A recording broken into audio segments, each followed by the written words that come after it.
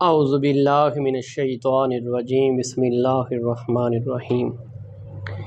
حاضرین ذی وقار، ارباب علم و دانش، گلشن علم و ادب کے مہکتے ہوئے لوگوں، سورہ طٰہٰ کی تلاوت کا شرف حاصل کر رہے ہیں۔ دعا ہے خالق کائنات سے کہ اللہ تعالی ہمیں قرآن کو سمجھ کر پڑھنے کی اور اس پر عمل کی توفیق عطا فرمائے۔ ناظرین اکرام، اللہ کی توفیق سے یہ سب ممکن ہوتا ہے جب انسان سچے دل کے ساتھ قرآن مجید کو پڑھنا شروع کرتا ہے تو اس کے ثمرات اس کو ملنا شروع ہو جاتے ہیں۔ یہ کلام اللہ ہے، کسی بادشاہ کا کلام نہیں ہے، کسی وزیر کا کلام نہیں ہے، یہ اس ارحم الراحمین کا کلام ہے جو تمام چیزوں کا خدا ہے، جو ہر چیز کو پیدا کرنے والا ہے، اکیلی ذات ہے۔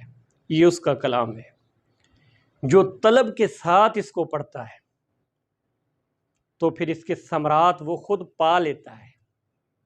اب طلب ضروری ہے، کلام چونکہ بہت بڑے کا ہے تو طلب کے ساتھ جتنا پڑھا جائے گا، جتنا شوق اور محبت سے پڑھا جائے گا، یہ قرآن اتنا ہی اس کو سمجھ آئے گا۔ ناظرین اکرام، یہ قرآن مجید جو ہے یہ ہمارے لیے اعزاز ہے، یہ کلام اللہ ہے۔ اس امت کو یہ کتاب ملی ہے، یہ امت کے لیے نعمت عظمیٰ ہے۔ یہ قرآن مجید فرقان حمید یہ امت کے لیے نعمت عظمیٰ ہے۔ اس کو نیچے کر دیں تھوڑا سا۔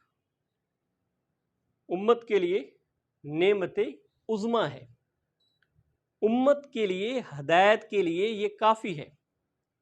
میں نے پہلے عرض کیا، جو طلب کے ساتھ پڑھے گا اس کو اس کے ثمرات ملیں گے۔ عقیدے کی بات ہو رہی ہے ناظرین اکرام، ایک دعوت کی بات ہو رہی ہے۔ ایک کلیم اللہ نبی تھے، موسیٰ کلیم اللہ، اور ان کے بھائی ہارون علیہ السلام، جس کو فرعون کے پاس بھیجا گیا۔ دعوت لے کر فرعون کے پاس وہ دونوں بھائی گئے، اس کو دعوت دی توحید کی، ببانگ دہل توحید ان کے سامنے بیان کی۔ نبی کا کام دعوت دینا ہوتا ہے۔ اب رب کا حکم تھا کہ فرعون کے پاس جاؤ، وہ باغی ہو چکا ہے، حد سے آگے نکل چکا ہے، تو اس کے سامنے اللہ کی نشانیاں بیان کی گئی۔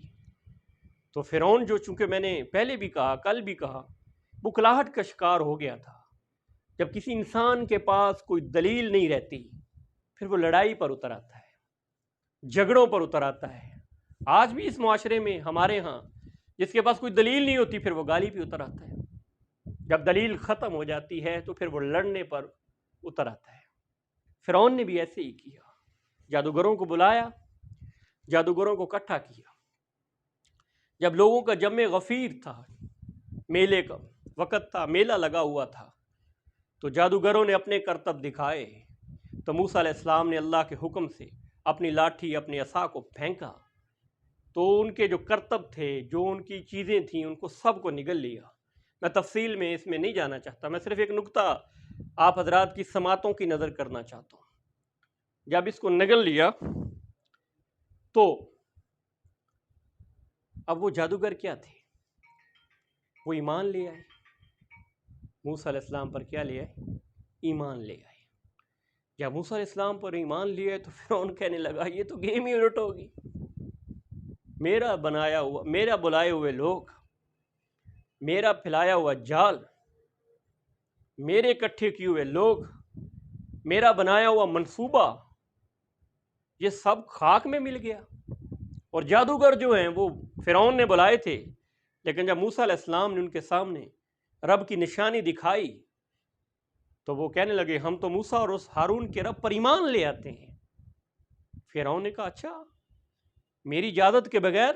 مجھے اب پتہ چلا، فرعون کہنے لگا مجھے اب پتہ چلا کہ تم تو موسیٰ کے ساتھ ملے ہوئے تھے، اور یہ موسیٰ تمہارا سرغنہ ہے، سربراہ ہے، استاد ہے تمہارا، مقتدا ہے، قائد ہے تمہارا، رہنما ہے تمہارا، لیڈر ہے تمہارا۔ اس نے تمہیں گر سکھائے ہیں، جادوگری کرتب اس نے سکھائے ہیں، میری اجازت کے بغیر اس پر ایمان لے آئے، میں تمہیں کھجور کے تنوں میں سولی پہ لٹکاؤں گا۔ تو وہ گھبرائے نہیں ہے۔ جب کوئی رب کا ہو جاتا ہے پھر وہ سختیوں سے گھبراتا نہیں ہے۔ جب رب کا ہو جاتا ہے تو پھر مشکلات وہ برداشت کرتا ہے، اس کے اوپر حالات آتے ہیں، مصائب آتے ہیں، پریشانیاں آتی ہیں، لیکن وہ اس کو سینے سے لگا لیتا ہے، مشکلات کو دیکھتا ہے، برداشت کرتا ہے، فیس کرتا ہے، لیکن وہ کہتا ہے کہ میرا اللہ مجھے آزما رہا ہے، اور اللہ کی دی ہوئی آزمائش پر وہ شاکر ہوتا ہے، پریشانی نہیں اس کو ہوتی، رولا نہیں ڈالتا، گیلا نہیں کرتا، وہ اللہ کی دی ہوئی نعمتوں پر بھی شکر ادا کرتا ہے، اگر کوئی آزمائش آ جاتی ہے تو اس پر بھی شکر ادا کرتا ہے۔ جب فرعون نے یہ جال پھیلایا تو جادوگر جو تھے وہ موسیٰ علیہ السلام کا معجزہ دیکھ کر ایمان کی دولت سے مالا مال ہوئے، تو فرعون نے جب اس کو دھمکی ان کو دی کہ میں تمہیں سولی پہ لٹکاؤں گا، تمہارے ہاتھ اور پاؤں کاٹ دوں گا، تو جادوگر بولے بسم اللہ الرحمن الرحیم قالوا لن نؤثرک علی ما جاءنا من البینات، جادوگر بولے کہ ہمارے سامنے جو نشانیاں جس کو ہم دیکھ چکے ہیں ہرگز نہیں ترجیح دے سکتے، آپ کو اس پر، تمہیں اس پر ترجیح نہیں دے سکتے، جو نشانیاں ہمارے سامنے آ چکی ہیں، جو ہم دیکھ چکے ہیں، اس پر تجھے ترجیح نہیں دے سکتے۔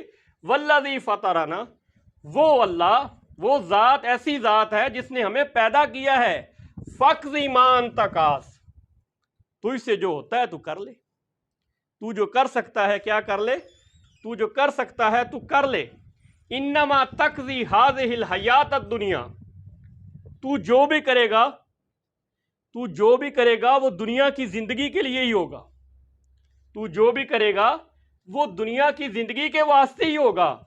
انا آمنا بربنا لیغفر لنا خطایانا وما اکرہتنا علیہ من السحر، ہم ایمان لے آئے، انا آمنا، بے شک ہم ایمان لے آئے، بے ربنا، اپنے پروردگار پر، لیغفر لنا، وہ ہمیں بخش دے گا، خطایانا، ہماری غلطیوں کو، ہمارے گناہوں کو وہ بخش دے گا، وما اکرہتنا علیہ من السحر، اور اس جادو کرنے کو بھی جس پر تو نے ہمیں مجبور کیا، اور اس غلطی کو بھی جس کی وجہ سے تو نے ہمیں جادو پر مجبور کیا، وہ بھی ہمارا گناہ اللہ کیا کرے گا، معاف کر دے گا، ہماری غلطیاں معاف کر دے گا، گناہوں کو معاف کر دے گا۔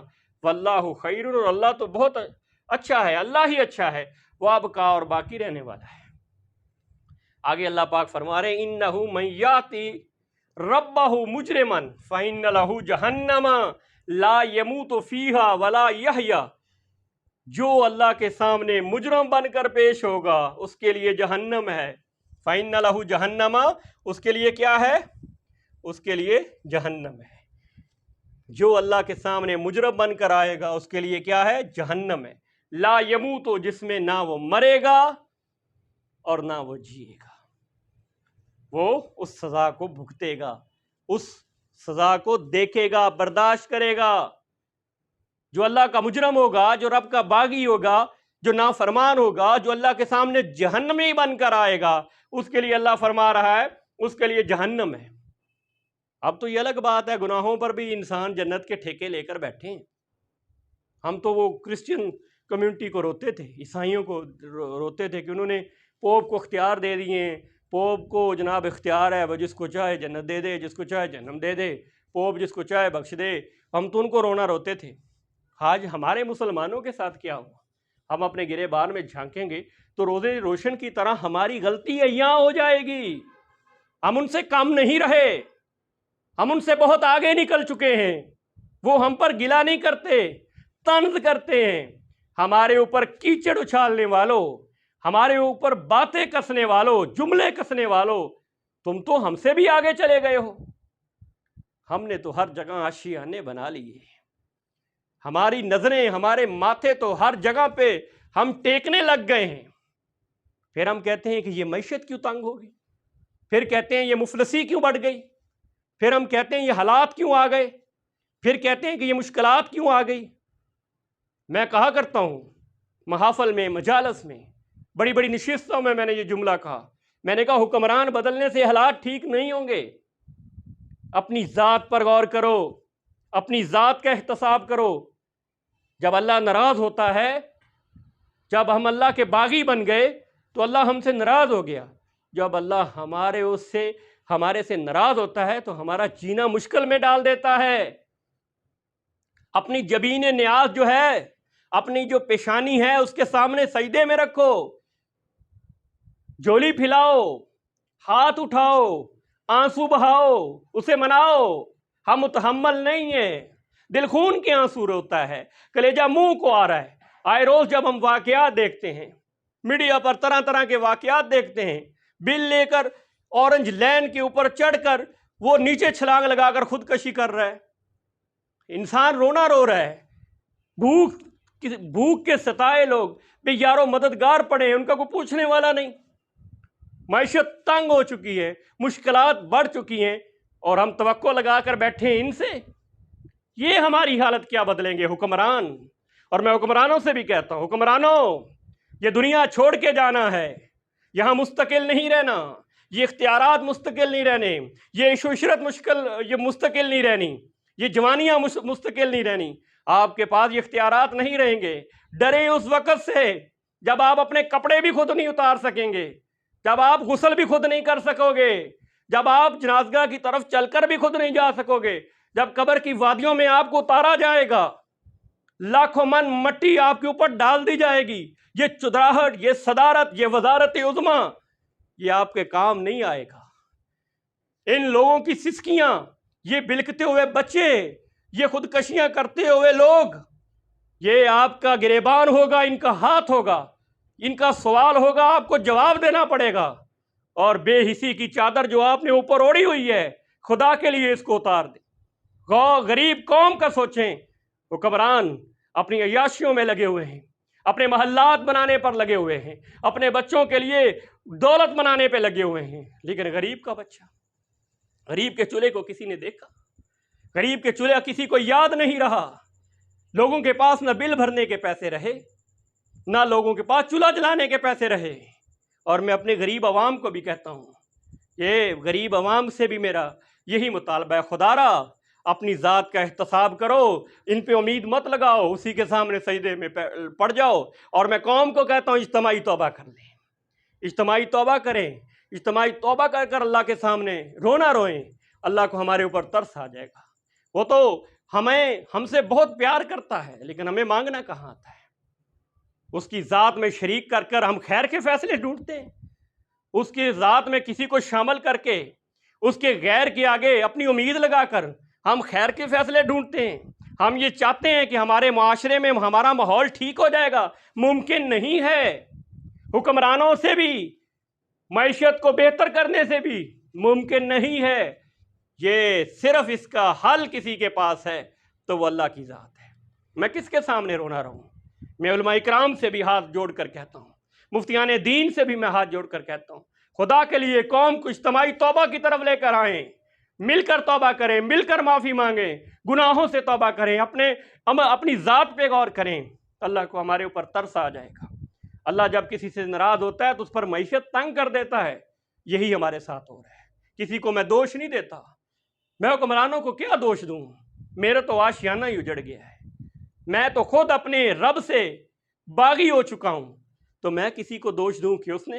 اگر میں خود رب کا بنا ہوتا، یا اس کے اصولوں پر چلنے والا ہوتا، یا ایک اللہ پہ یقین رکھنے والا ہوتا، یہ میرے حکمران اس طرح کے نہیں ہونے تھے۔ میرے حکمران اچھے ہونے تھے، جو انقلاب لے کر آتے، جو غریب عوام کو سوچتے۔ ایک حکمران تھا، خلیفہ دوم تھا، 22 لاکھ مربع میل کا بادشاہ تھا، امیر المومنین تھا، جس نے کہا فرات کے کنارے کتا پیاسا مرے گا، عمر کو جواب دینا پڑے گا۔ یہاں تو عورتیں لاشیں پڑے ہوئے ہیں، کوئی جواب دینے کے لیے ہے؟ کسی کے پاس جواب ہے؟ ان حکمرانوں پہ ان کے پاس جواب نہیں ہے۔ ناظرین اکرام، بات آگے چلی گئی، میں تقریر نہیں کر رہا، درد دل آپ کے سامنے پیش کر رہا ہوں، دعوت فکر دے رہا ہوں۔ یہ دل کی آواز ہے، کلیجہ منہ کو آتا ہے، سینہ چھلنی ہے، آنکھیں مغموم ہیں، چہرہ مضروب ہے، کیا رونا روئیں؟ اللہ سے معافی مانگیں اور اس کے سامنے توبہ کریں۔ ہاں، فرعون کا یہ ذکر چل رہا ہے کہ فرعون نے کیا کیا، تو اللہ نے پھر اپنے بندوں کے ساتھ کیا کیا۔ آگے اللہ تعالیٰ فرما رہے ہیں کہ جو مجرم بن کے اس کے سامنے پیش ہوگا اس کے لیے جہنم ہوگی، جس میں وہ نہ جی سکے گا نہ مر سکے گا۔ آگے بات مومن کی ہو رہی ہے۔ مومن تو وہ ہوتا ہے جو کامل ایمان والا ہوتا ہے، جو ایک رب پہ یقین رکھتا ہے، جس کا ایک رب پہ یقین ہوتا ہے، ایک رب کے ہو کے جیتا ہے، ایک رب کا ہو کے مرتا ہے۔ اس کے لیے اللہ کیا فرما رہے ہیں، وَمَن يَأْتِهِ مُؤْمِنًا، اور جو اس کے سامنے مومن آئے گا، جو اس کے سامنے ایمان والا پیش ہوگا اور جو اس کے سامنے مومن بن کر آئے گا، قد عمل الصالحات، اور اس نے اچھے عمل بھی کیے ہوں گے، فَأُولَٰئِكَ لَهُمْ دَرَجَاتُ الْأُولَىٰ، تو اس کے لیے بہت بڑے درجات ہوں گے، جنات عدن تجری من تحتها الانہار خالدین فیہا، ان کے لیے باغات ہوں گے جن کے نیچے نہریں بہتی ہوں گی، خالدین فیہا، اس میں ہمیشہ رہیں گے، وذالک جزاء من تزکا، اور یہ صلہ ہوگا اس کے لیے جو پاکیزہ ہو، جو پاک صاف ہو، اس کے لیے کیا ہوگا، یہ صلہ ہوگا۔ آگے ایک بات کی طرف حکم دیا جا رہا ہے، اللہ پاک موسیٰ علیہ السلام کو حکم دے رہے ہیں، وَلَقَدْ أَوْحَيْنَا إِلَىٰ مُوسَىٰ أَنْ أَسْرِ بِعِبَادِي فَاضْرِبْ لَهُمْ طَرِيقًا، اور جب ہم نے موسیٰ پر وحی کی کہ میرے بندوں کو لے کر راتوں رات نکل جاؤ، راتوں رات کیا کر لو، طریقاً فی البحر یبس اللہ تخافوا درقا ولا تخشوا، میرے بندوں کو لے کر راتوں رات نکل جاؤ اور ایک ایسا راستہ بناؤ سمندر میں، خشک راستہ، جس میں تمہیں نہ پکڑنے کا اندیشہ ہو اور نہ کوئی خوف ہو، ایک ایسا سمندر میں خشک راستہ بناؤ۔ تو جب یہ جادو کرتب جب انہوں نے دکھائے اور موسیٰ علیہ السلام کو اللہ نے غلبہ عطا کیا، یہ جادوگر جو ہے وہ تائب ہوئے، موسیٰ علیہ السلام اور ہارون علیہ السلام کے رب پر ایمان لائے، اس کے بعد بھی موسیٰ علیہ السلام جو ہے وہ مصر میں رہے اور فرعون کو مسلسل دعوت دیتے رہے۔ پھر اللہ تعالیٰ نے حکم دیا کہ آپ ایسا کریں، آپ اپنے بندوں کو، اللہ کہتا ہے میرے بندوں کو لے کر چلے جاؤ۔ جب فرعون کو پتہ چلا کہ موسیٰ اپنے لشکر کو لے کے جا رہا ہے، تو اس نے بھی اپنے لشکر کے ساتھ پیچھا کیا، تو پھر آپ نے وہ دیکھا سمندر میں، اللہ نے حکم دیا کہ اپنی لاٹھی مارو، رسہ بن گیا، تو فرعون بھی اس کے پیچھے گیا۔ تو فرعون جب پیچھے گیا، جب وہ وہاں پہنچا تو وہ سمندر آپس میں مل گیا، اور وہ فرعون اور اس کا لشکر وہ کیا ہو گیا، غرق ہو گیا۔ اور آج بھی مصر کی عجائب گھر میں نشان عبرت ہے وہ، جس کے پاس سلطنت تھی، اختیارات تھے، خدا کہتا تھا اپنے آپ کو، جو اپنے طاقت کے نشے میں اتنا دھوتا، اتنا اندھا تھا، جو اپنے آپ کو خدا کہتا تھا، آج نشان عبرت بنا ہوا ہے میرے اور آپ کے لیے۔ تو اللہ تعالیٰ نے کیا فرمایا کہ تم ایک ایسا راستہ بناؤ کہ تمہیں ان کے پکڑنے کا، وہ فرعون کا لشکر تمہیں پکڑ نہ سکے گا اور نہ ہی تمہیں کوئی خوف رہے گا۔ یہ اللہ پاک فرما رہے ہیں، فَأَتْبَعَهُمْ فِرْعَوْنُ بِجُنُودِهِ فَغَشِيَهُمْ مِنَ الْيَمِّ مَا غَشِيَهُمْ، تو فرعون بھی اپنے لشکر کے ساتھ ان کے پیچھے چلا۔ کیوں فرعون اپنے لشکر کے ساتھ کیا کیا اس نے، وہ بھی اس کے اپنے لشکر کے ساتھ پیچھے چلا، پھر اس نے اس کو ڈھانپا اور وہ ڈھانپا ہی رہا، ڈھانپ لیا۔ سمندر نے کیسے، اس میں مفسرین نے بہت سی باتیں لکھی کہ فرعون جب گیا تو سمندر کے موسیٰ علیہ السلام اور اس کے لشکر کو اس نے اوپر سے کیا کر دیا، چھپا دیا۔ موسیٰ علیہ السلام اور اللہ پاک حفاظت کر رہے تھے، تو اس نے کیا کیا، جب فرعون نے اپنے لشکر کے سمیت ان کا پیچھا کیا تو فغاشیہم، ڈھانپ دیا ان کو سمندر سے، اور وہ ڈھانپے ہی رہے، چھپے ہی رہے، محفوظ ہی رہے، حفاظت میں ہی رہے، اللہ پاک ان کی حفاظت کرتا رہا۔ وَأَضَلَّ فِرْعَوْنُ قَوْمَهُ، اور فرعون نے اپنی قوم کو کیا کر دیا، گمراہ کر دیا، برے راستے پر لگا دیا، وَمَا هَدَىٰ، اور سیدھا راستہ نہیں دکھایا، تو قوم بھی غرق ہو گئی، فرعون بھی غرق ہو گیا۔ کامیاب وہی ہوا جو رب کا تھا، جس نے موسیٰ کا ساتھ دیا، جس نے موسیٰ کے رب پر ایمان لے کر آیا، وہ کامیاب ہو گیا، جس نے ٹھکرایا وہ مردود ہو گیا۔ انشاءاللہ کل اس سے آگے پڑھیں گے، جو کہا، جو سنا، جو پڑھا، اللہ اس پر عمل کی توفیق عطا فرمائے، کمی کوتاہی کو معاف فرمائے۔ وما علینا الا البلاغ المبین۔